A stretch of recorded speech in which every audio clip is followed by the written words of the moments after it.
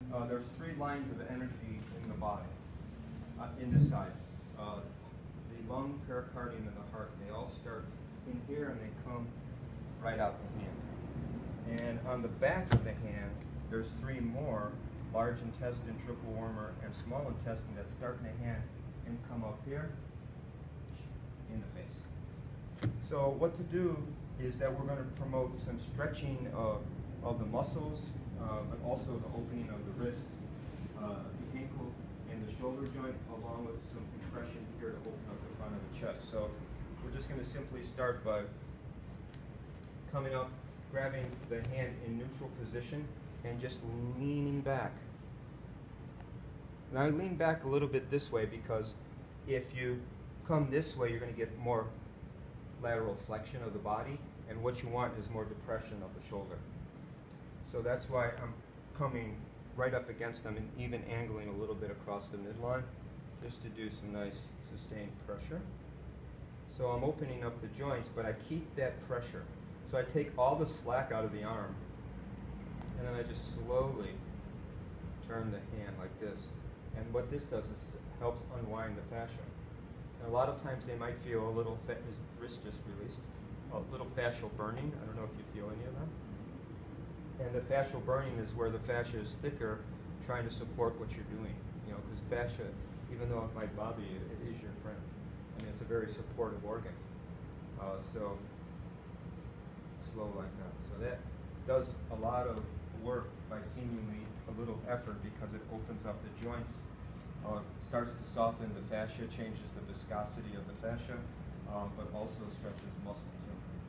So after that, we're going to come here and start loosening the pec.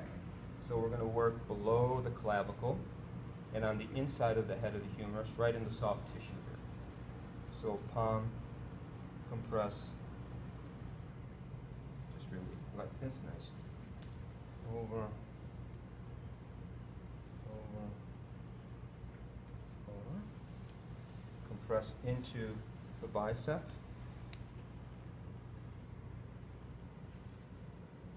And I'm going to take a pincer grip and pinch on either side of the bicep. So open up the fascia, and in meridian work, there's a meridian here, the heart. There's a meridian right through the bicep, which is pericardium, and then in this other little groove in between the bicep and the tricep on the thumb side is the lung meridian.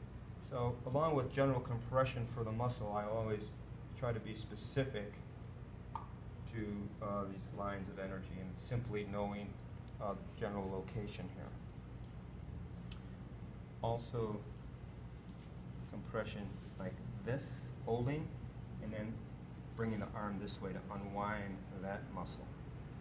So when we do this and bring the arm back, we're unwinding the bicep and the coracoid brachialis, which attaches to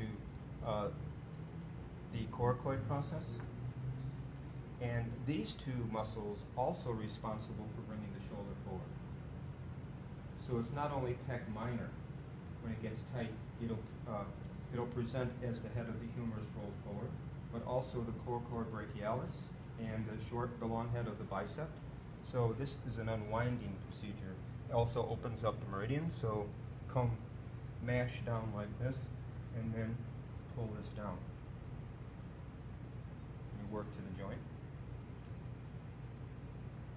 And then to create a little space in the elbow joint, we're going to pin like this, and then grab here and just pull to the side, and you can feel some separation in the carpals, right? As the bones get jammed here. But also there's acupressure points right in the crease of the wrist. So anytime you can open up there, it helps facilitate movement of energy and blood through the wrist joint. So again, it's like this, right? This is faster than I want you to work. Like this way. Compression. Little pinching.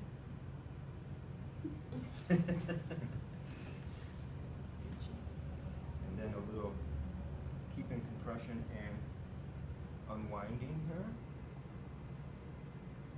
And pinning here. carpals. And now to deal with the forearm. We want to do some compression on the forearm, right? The flexors, always tight. So because of the height of the table, we can do this. Come up like this, and this. Ah, nice. Pressure's okay? Mm-hmm. Easy.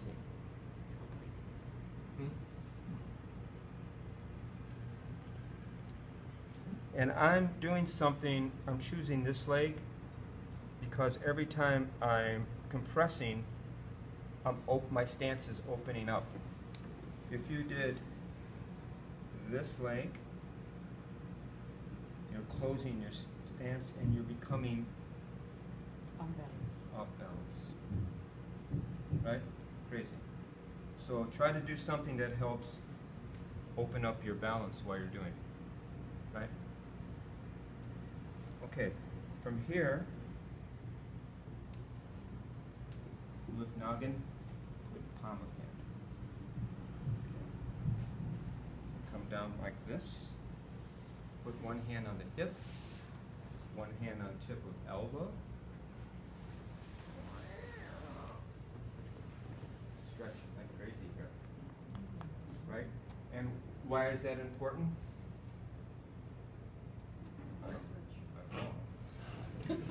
Because of the muscle that makes up the back of your armpit is latissimus, right? So that can impede the range of motion of your shoulder girdle. And if your shoulder girdle isn't going through range of motion, the muscles shorten, the meridians get stagnant, you start manifesting different things, right? So it's important, these are prime movers of the scapula, so they're important to address. So this is the muscle that makes up the back of the armpit. So in this position, right, this stretch, you feel over here? And it's easy for therapists. Just leaning in. Stretches like crazy. Okay. Come back. The other muscle that impedes here is the teres muscle. That's the teres face right there. Yeah. But also too in shiatsu, there's meridians that go right through their small intestine meridian, which is very important to clear out. So easy way of doing teres, again easy for therapists, is to bring the arm simply in this position. Come over here, over here.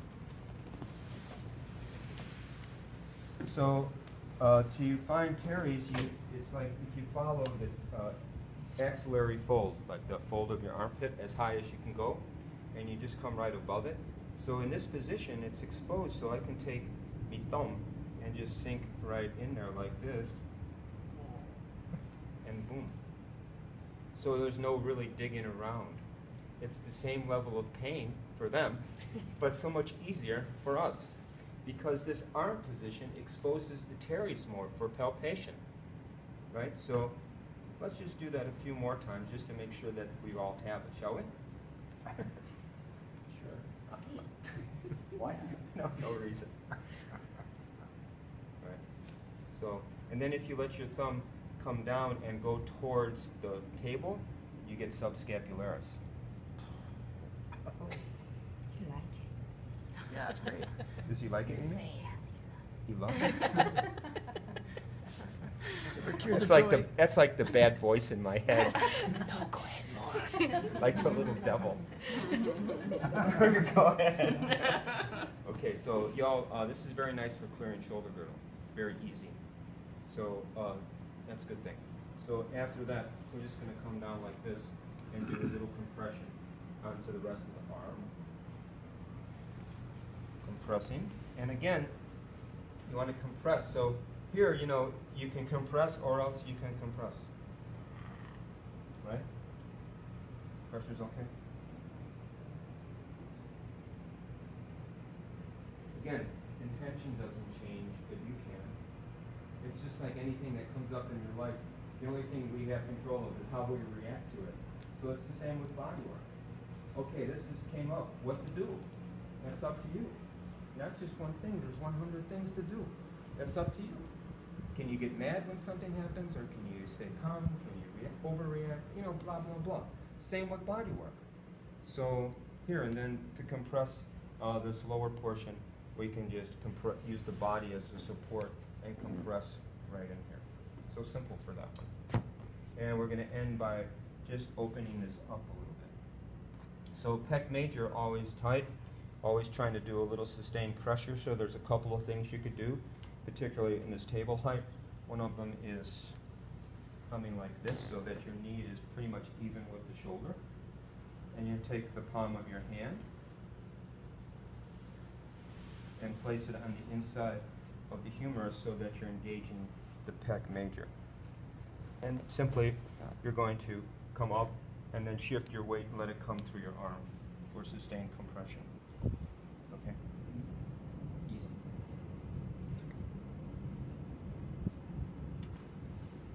Or else you can do this. Come over this way like this. You can sit on the table and your inside hand is going to grab the wrist like this, outside hand cupping the shoulder. And you're simply going to fold it towards the center. And then the forearm, the elbow, is going to come into the pec major. And you want to be on the inside of the humerus and below the clavicle, so you're not mashing on bone. So in this position, you can just let your body weight sink in. Motion's okay there? Yeah. So it's just me leaning in. Yeah, but this becomes a pin and stretch because you have the muscle engaged. And in this position, what you do is you move this top hand out and this bottom hand in. In Tai Chi, it's like cloud hand. So it's like this, and that becomes pin and stretch. Let me know when you feel that engaging a little bit. And that opens up that pec minor and major pretty well. So simple. So this way, sinking in with your body weight, making sure you're below the clavicle and on the inside of the head of the humerus. And you don't push, but you get yourself literally behind your work so you can just let your body weight sink in. And then when you have nice engagement, you do this pin and stretch. Okay. And with stretch, right, stretch, right, stretch.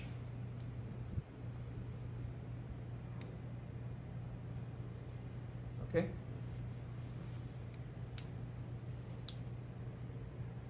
Okay. Okay.